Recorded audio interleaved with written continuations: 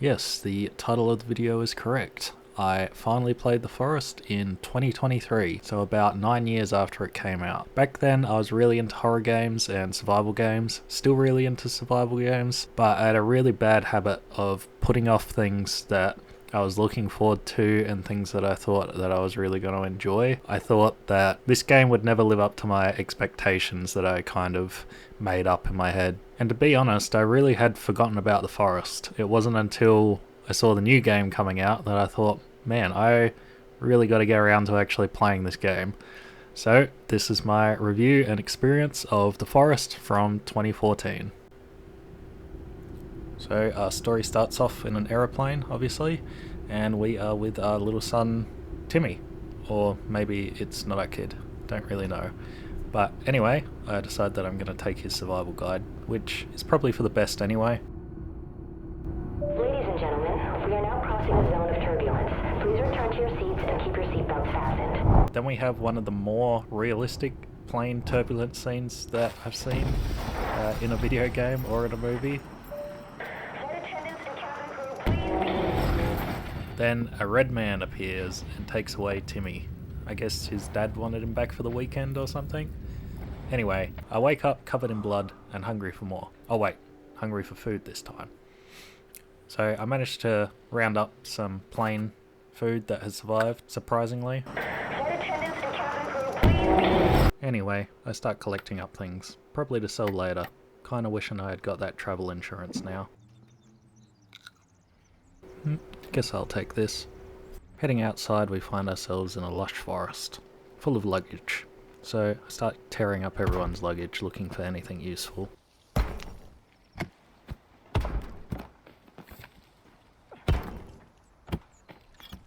Then I thought I'd try out my survival skills in trying to get this crow.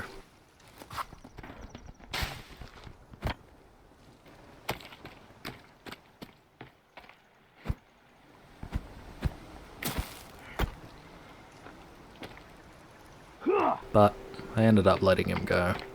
Then I decided it was time to start looking around, get a bearing of my surroundings, and I could see that there was already some local artwork here, so decided stay clear of the artist, let's go somewhere else. So I headed down the beach, tried my luck with this lizard, but I let him go. Then I remembered one of the key features in this game. You actually have to wash to stay clean, so I went and did that. This is where I realised it truly was a horror game. This is every gamer's nightmare. Heading down the beach, I found some more art, and this one I got rid of. Well, kind of stole, I guess. But anyway, I got rid of all the art along here. So I found some washed up shipping containers here, and they're full of Amazon packages. So I decided, well, it must be for me. They were full of computer parts, which I guess somebody's not building their dream PC anymore. I remembered that there was an inventory button at some point, and I must say, this is one of the best inventories that I've ever seen. I absolutely love how it's just sprawled across the ground like you're actually looking at it. It's amazing. So I remembered I had Timmy's survival guide as well as an inventory, and the way that you interact with this is really awesome. So it tracks all the animals and berries and things that you're finding on the island, as well as a list of things to do. And there's also structures in here that it shows you how to build, and that is how you build them. You click on it and then you can place it down and then build it. But yeah, really cool system. I really love it. Keeps you very immersed and just awesome. Next up, I found the Ninja Turtles on the beach, minus Leonardo. I decided that I wouldn't kill them though, kill this box instead. I would come later to regret this, as I needed one of their shells for a very specific item. Decided I'd kill Patrick though. Yep, that is the noise that they put in for killing a starfish. I was admiring some of the art when I actually ran into one of the locals around here.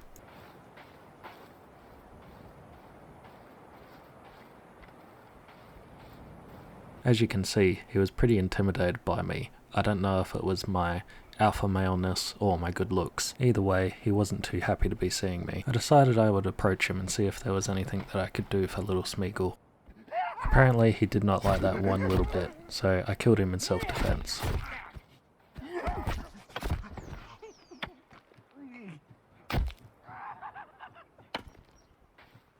I, at this point, did not realise there was an audience this whole time, and I was heavily outnumbered, so I decided I would assert my dominance by attacking the biggest guy there. For the most part, they just wanted to keep running away and then leap at me as I was passing them.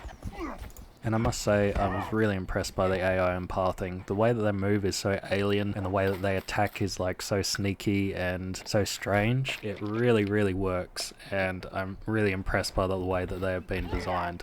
As well as when you hit them in the face, like their teeth come flying out and you can collect them for something later. But yeah, really, really impressed. So I ended up taking out 3 of the 5. Thought that was pretty good. Made it pretty easy when they kind of stopped and tried to eat each other. After taking out those handful of locals, I decided to head up onto this hill, and I found this little town. With the sun setting, I decided to make camp for the night. And there was some more art lying around. I thought this one was getting pretty creative. So in these little shelter town things, there's a lot of knickknacks to be picked up, some things that they've stolen from you, cans of Coke and that sort of thing. However, there's no place to sleep in these, which I find kind of disappointing, as well as you can't use their fire. So yeah, I don't really see the point other than it to look kind of cool. However, I was lucky that these tents were nearby and that I could sleep in here for the night. I awake probably a few hours too early for sunrise. It looks like it's about to come up, but I can assure you it lasts for quite a while. And this is one of the biggest problems I have with the game. This is one of the biggest flaws that is in the game. You only sleep the allotted amount of time and then you cannot go back to sleep. You can still save whenever you want, but you cannot go back to sleep. And that is a big problem, because if you, for some reason, go to sleep during the day, then you'll be up all night. It's kind of like real life, you know? You don't go to sleep at 3 PM and then expect to sleep at midnight. It doesn't work. And here it's probably a little bit too much realism for me. Yeah, I would have just liked to have slept, at night, and then I wake up when it is morning at a set time, rather than have a allotted amount of time that you sleep and then that's it, you can't sleep anymore. Now, speaking about not sleeping, when these guys show up, you definitely don't sleep. And I can tell you, it is truly terrifying. The screams that echo through the night, and their strange movements jumping all over the place. Like, it was bad during the day, and now it's pitch black. I loved every second of this though. This is exactly what I want when it says horror on the title of the game. This is what I want, and it truly had my heart racing, and yeah, was just truly terrifying. Yeah, I bet you guys never had alcohol before. After my first night here and the nightly attacks, I decided it was time to try and get some good food for me. So I decided to chase down these deer.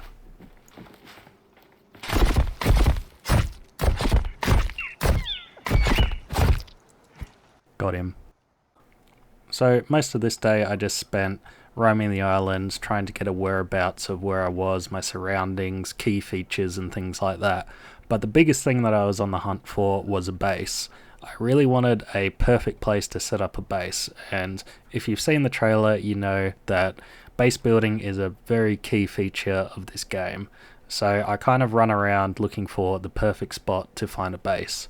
So I eventually ran across one of these little bases again, and the artwork here was very different to the other ones. Probably my favourite so far. Yep, definitely artists. Check out this one, very creative.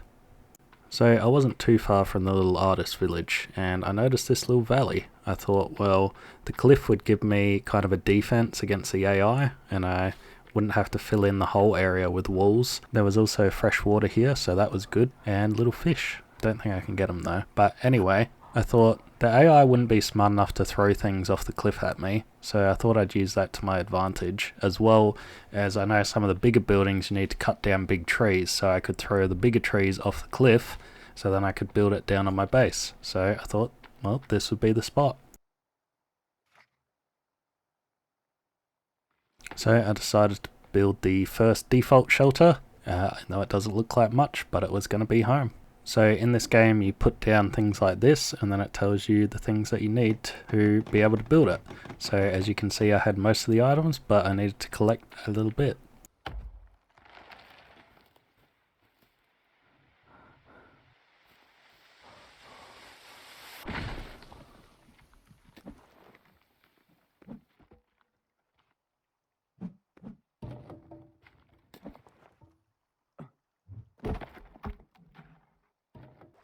As the sun set on day 2, I finished up my little shelter and called it a night. I was awoken by nightly visitors again. I guess they came down from the artist town. Maybe they were jealous that I was now a homeowner. Flippin' millennials. At some point, they did beat me, knock me unconscious and drag me away. I guess the increased house prices were giving them a new strength and rage that they didn't know they had before.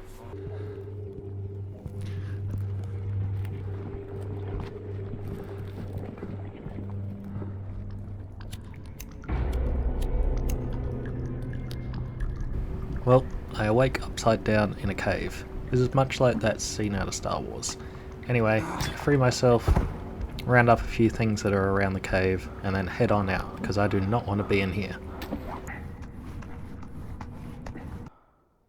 Coming out of the hole, I find a new artist town. This time they seem to have a theme based around tennis.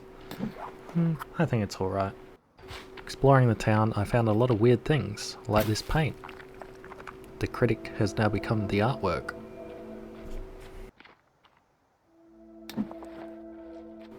Now this is some real art. Now I need to apologise for this next part.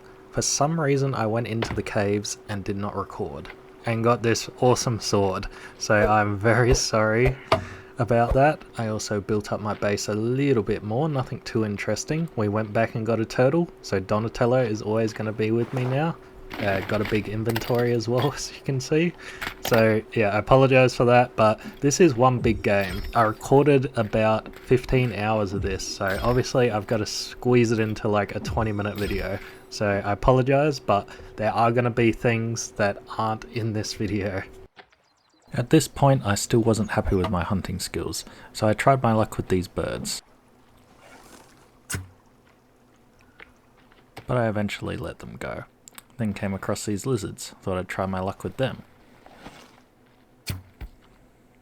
Yep, natural 20s on these two. So you probably noticed the appearance of the discount Doctor Strange at the top. So this was a new one. I hadn't seen a guy with so many arms since General Grievous. And he dodges my arrows, so that's very rude. However, I decided to take out his wife and then his boyfriend.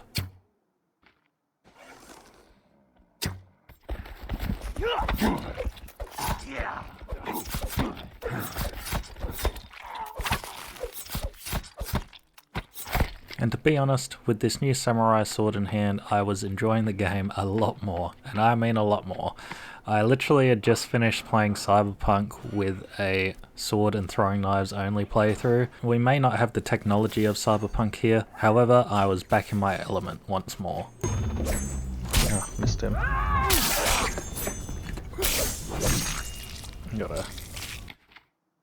You're gonna have to have more bugs than that to compete with Cyberpunk.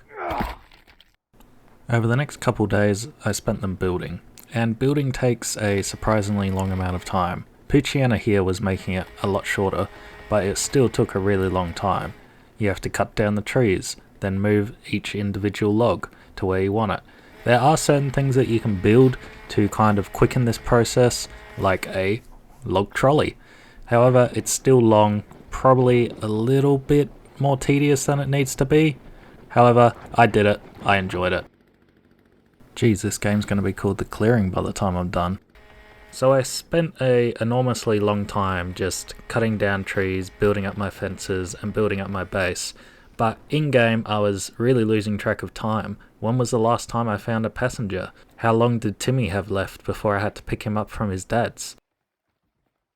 Oh, at least we can tell it's June. It was a simple life I was leading, building and deforesting forests all day. I had honestly forgotten about all my worries. This was going to be my life now. But, unfortunately, my worries came to me.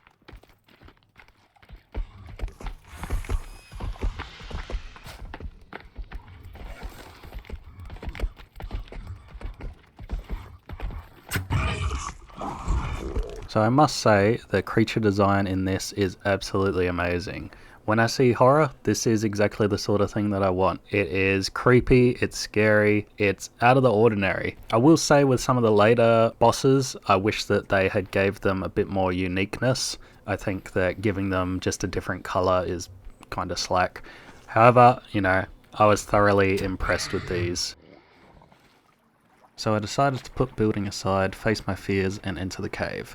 So the caves are the perfect next step to the horror and fear aspect of the game. The narrow tunnels, the confined spaces, the echoes of screams, the waters dripping all through the cave, like, it's beautiful.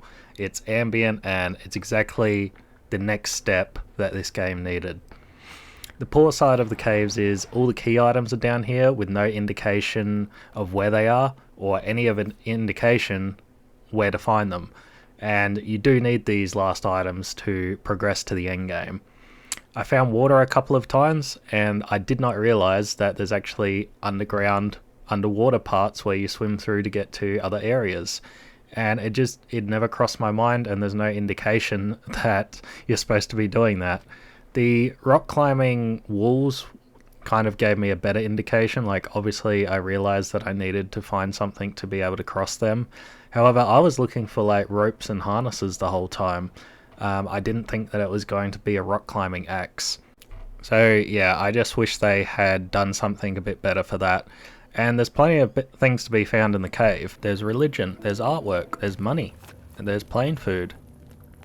More money, more religion, and of course plenty of friends to be made.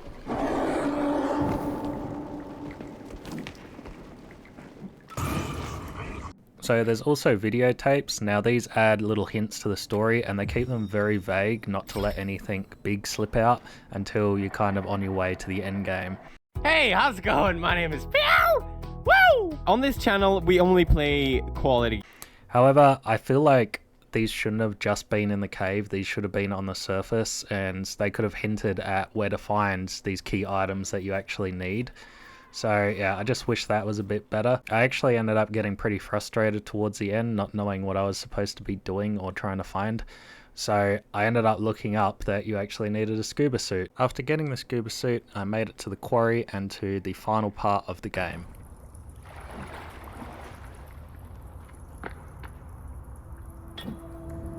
Now this would have been a good little hint. Well guys, that has been my review and playthrough of The Forest. I'm going to make a separate video for like the end and spoilers and stuff. Obviously, most people have probably played this already. I still have a lot to say about the ending and some theories and stuff, so I thought it'd just be fun to do another video on that. So make sure you like this video and subscribe so you don't miss that one. My final thoughts on this, while this game was released 9 years ago, I've thoroughly enjoyed playing it. While I wasn't playing it, I've thought about playing it, and I've not had that from a game in quite a while. I think I ended up putting about 22 hours into this game, and the horror, survival, and base building are its main selling points. And I think that it's perfect, as well as the way that the story's told through many snippets. Even though I kind of criticize the way that you find them, I still think it's really cool that, you know, you don't have a narrator or you don't just have someone come up and tell you about the story. You have to find these things and you have to think about them and read certain things and make your own assumptions on what's going on. So I really like that. And of course, the end had the biggest plot twist of all, and yeah, that was really amazing. I'm going to give The Forest a 9 out of 10. I think if you like these sort of games and you haven't played it yet, then please do. This game is amazing, and yeah, you definitely won't regret it if you enjoy base building and survival and stuff. It's, yeah, truly a game worth your time, and it's pretty much on sale most of the time. You'll probably pick it up for like 20 bucks. So anyway guys, I'm River Raven. I really hope that you've enjoyed this video. I've got a few other channels. I collect figures here, I paint miniatures here, and occasionally I do art here. I can't say what I'm going to do next. Obviously I've got one video planned, but honestly I never really thought that I was going to do a review of The Forest, or yeah, kind of restart this channel. So this could just be a once-off, so I'm sorry about that, but yeah, thank you all for watching, and I'll see you guys on the next one.